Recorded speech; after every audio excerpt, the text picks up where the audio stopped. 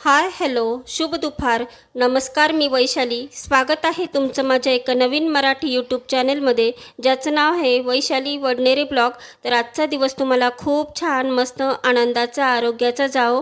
आणि आज मी दुपारी व्हिडिओला सुरुवात केली आहे, कारण की सर्व कामं आवरल्यावरच मी आता हे साबुदाणा बटाट्याचे पापड करायला घेतले. 15 मिनटं ते पीठ चांगलं वाफवून घेतलं. त्यानंतर इथे एक खट्टी रगडून घेतलं, गोळे करून घेतले आणि आता पापड करायला बसली. कारण की एक खट्टी गोळे रगडून वगैरे सगळं करून घेतलं ना, तर घडी घडी उठबस होत नाही. मी तर सर्व लाट्या तयार करून घेतल्या आणि माझे पापडसुद्धा झाले. छान असे पापड झालेले होते. पापड करायला उशिरा लागली, त्यामुळे उशिराच पापड झाले. त्यानंतर मी दिवाबत्ती केली आणि स्वयंपाकाला लागली. आता इथे स्वयंपाकाला आज करणार होती मी इडली सांबार. तर पहिले सांबार करून घेते आणि त्यानंतर इडल्या लावते. चटणी पण केलेली होती. मी बनवलेली इडली किंवा डोसा आमच्या घरी सर्वांनाच आवडतं. माझ्या दोन्ही मुलांना खूप आवडतं. तर मला ते नेहमी म्हणत असतात, मम्मी तू खूप छान बनवते, तर आपण हॉटेल टाकायचं का? हॉटेलला नाव काय द्यायचं? तर हॉटेलचं नावसुद्धा त्यांनी सुचवलं का मॉम्स इडली ठेवायचं का? तर मी नेहमी त्यांना म्हणते, नको, आपल्यापुरतंच बस झालं, एवढं काही नको.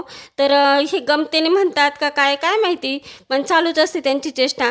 आणि मुलांच्या आवडीनिवडी, त्यांच्या आवडीचा नाश्ता हे बनवण्यातच खूप आनंद वाटतो. जरी वेळ झाला, जरी आपल्याला भरपूर दमछाक झाली, पण ते करतानाही त्यांनी आवडीने खाल्लं तर ते छान वाटतं. आणि मी तर घरीच पीठ तयार करते, कधीच बाहेरून पीठ आणत नाही. आता ते कधी बनवता कधी नाही ते काही असं आपण बघत नाही. आपल्याकडे असं फ्रेश फ्रेश पीठ असतं आणि ह्या दिवसात छान फुगून येतं. आणि आपण हॉटेल तर काही टाकणार नाही. ती गंमत होती. आणि मस्त झालेल्या होत्या इडली सांबार, त्यासोबत चटणी पण केली होती. आता या दिवसात उन्हाळ्याच्या भाज्या पण एवढ्या मिळत नाही, तर काहीतरी एक वेगवेगळा प्रकार. तर नाश्त्याला बनवण्यापेक्षा म्हटलं आज जेवणालाच करू. रेशनच्या तांदळाच्या पण इडल्या खूप छान होता. आता मी याला थोडं थोडं तेल लावून घेतलं ह्या डिशांना आणि त्यानंतर हे पीठ टाकलं, म्हणजे अगदी इडल्या इझी निघता, चिटकत नाही. गार झाल्यावरच काढल्या त्या.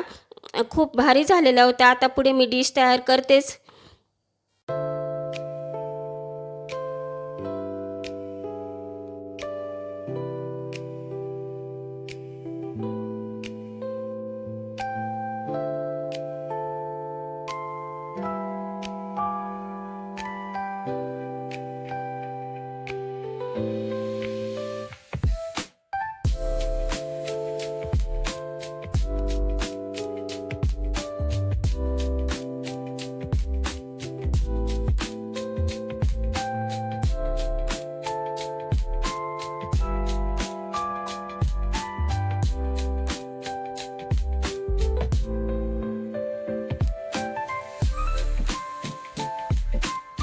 आज दिवसभर भरपूर कामं पुरले.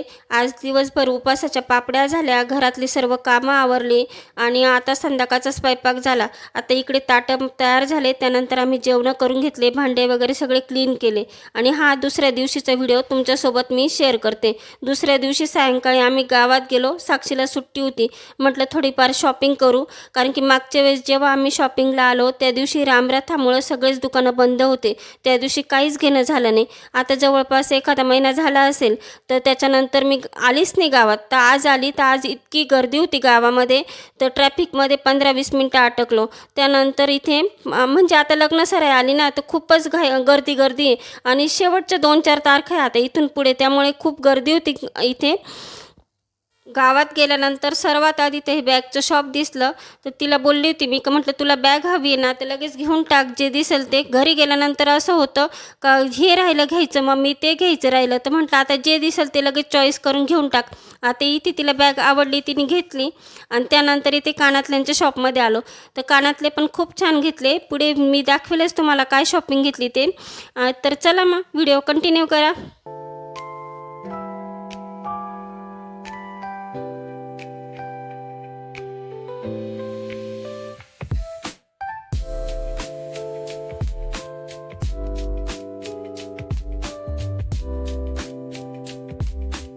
आता आम्ही आलो मेन रोडच्या कॉस्मेटिक शॉपमध्ये. ह्या शॉपमध्ये अगदी रिजनेबल सगळं काही आणि अगदी योग्य दरामध्ये सगळं मिळून जातं. आणि विशेष म्हणजे एकाच ठिकाणी सगळं मिळतं, म्हणजे आपला तेवढ्या हात वेळ पण वाचतो आणि प्रॉडक्ट एक नंबर.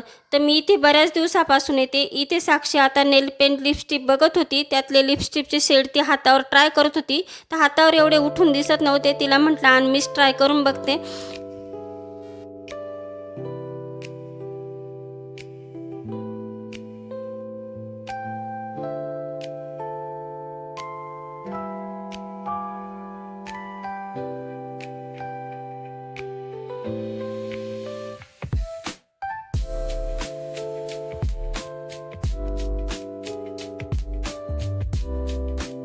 लिपस्टिक ट्राय केल्यानंतर आवडली, घेतली पण. आणि इथे नेल पेंट इतक्या छान छान होत्या, म्हटलं चला एखादी घेऊन टाकू. तर दरवेळेस मी अगोदर चॉकलेटी मरून हेच घेतलेले, ती ह्यावेळेस म्हटलं थोडं वेगळं काहीतरी. तर फेंट कलर मला आवडत नाही, पण साक्षी म्हणे मला आवडतात तर घे. मग म्हटलं वेगवेगळे घेण्यापेक्षा दोन्ही फेंटच कलर घेतले, थोडं वेगळं काही. तिथून निघाल्यानंतर खूप छान छान झाडांची रोपं दिसली. आता हे जे माझ्या हातात रोप आहे ते मोगऱ्याचं रोप मला खूप आवडलं होतं, पण ह्या ज्या बाजूच्या ताई आहे त्या म्हणे मी दोन्ही रोपं घेतले. म्हटलं आता ठीक आहे, मला पुढच्या वेळेस नक्की आणा. तर ते काका बोलले का मी रोजच असतो म्हणे, उद्या या.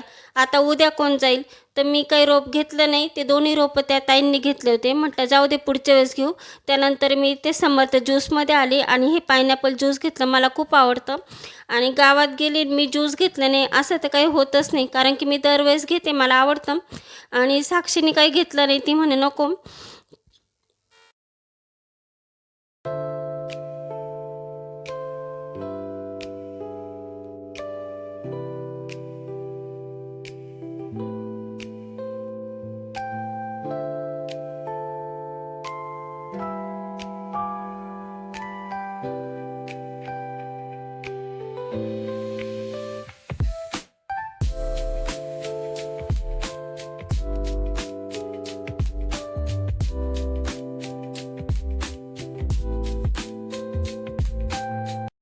घरी यायला जवळपास 9 वाजले होते. त्यानंतर आम्ही जेवणं करून घेतले, म्हणजे मी जायच्या अगोदरच स्वयंपाक करून गेली होती. तर मी घरी आल्यावर अगोदर जेवण करून घेतलं, त्यानंतरच ही शॉपिंग काढली.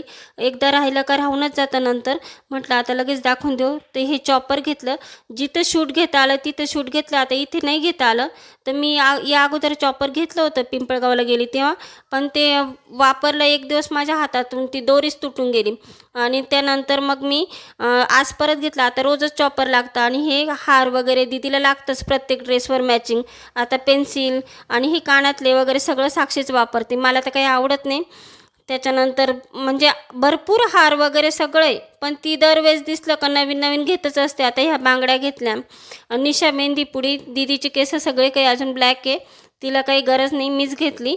आणि फेस पॅक घेतला बीटरूटचा, छान ग्लो येतो म्हणून म्हटलं. मी पार्लरमध्ये तर काही कधी जात नाही, म्हटलं मग बीटरूटचं फेस पॅक घेऊ. चला तर मग आता इथेच व्हिडिओची एंड करते. आजचा व्हिडिओ कसा वाटला कमेंटमध्ये नक्की सांगा. व्हिडिओ जर आवडलात एक लाईक नक्की करा. चॅनेलवर नवीन असल्यास सबस्क्राईब करायला अजिबात विसरू नका. पुन्हा छान अशा नवीन व्हिडिओमध्ये भेटू. तोपर्यंत तुम्हा सर्वांना बाय.